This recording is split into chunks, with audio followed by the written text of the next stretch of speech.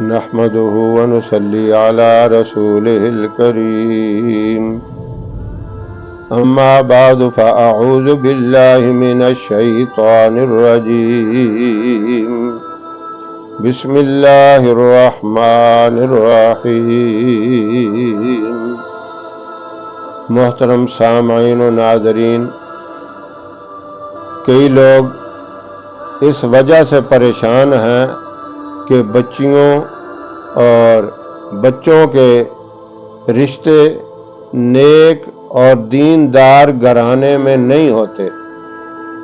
ہم جہاں چاہتے ہیں کہ اچھا گھرانہ ملے، دین والا گھرانہ ملے،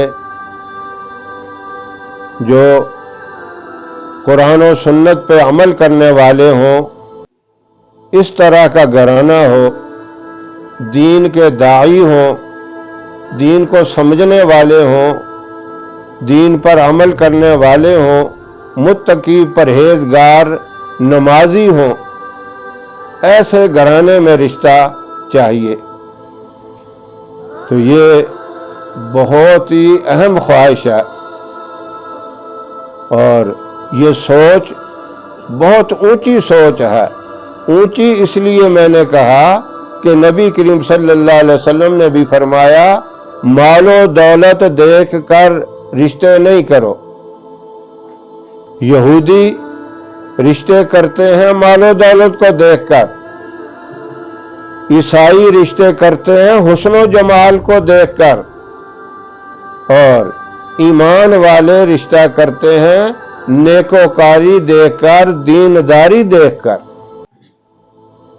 یہ حدیث بھی ہے کہ ہمیشہ رشتہ دیندار گھرانے کے اندر کرو۔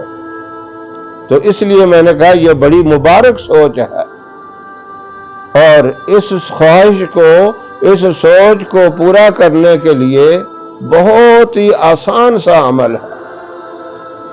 آپ نے دعا مانگنی ہے رات کو عشاء کے بعد، یا رات کو سوتے وقت یہ دعا مانگ لیں۔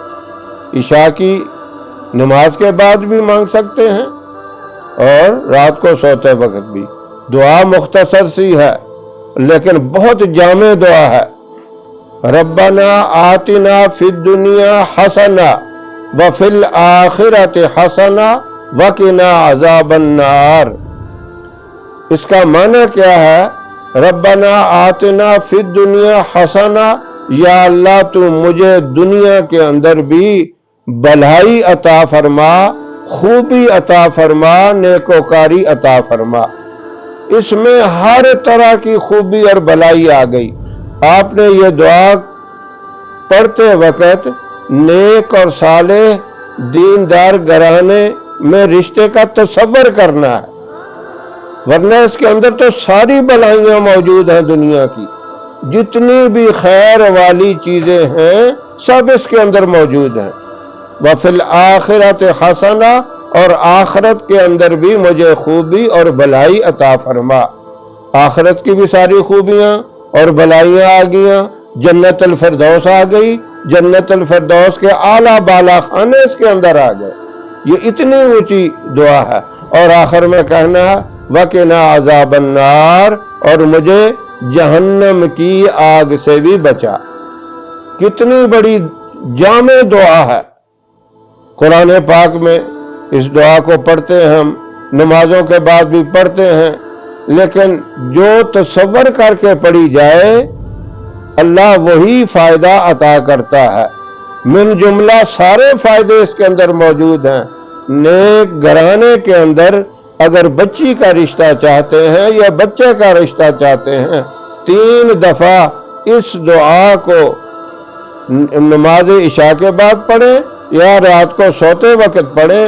اول آخر بھی اس کے 3 مرتبہ درود ابراہیم پڑھ کے اللہ سے دعا مانگے، یا اللہ ہمارے بچے کا یا ہماری بچی کا رشتہ ایسے نیک اور صالح دیندار گھرانے کے اندر کر دے جو ان کے لیے بہترین ہو، عظیم فائدہ مند ہو، اس کی آخرت بھی جس سے بن جائے اور دنیا بھی اس کی بن جائے، تو انشاءاللہ چند دن آپ یہ عمل کریں گے تو آپ کے بچی ہے یا بچہ ہے دیندار اور نیک گھرانے میں سے رشتہ آ جائے گا۔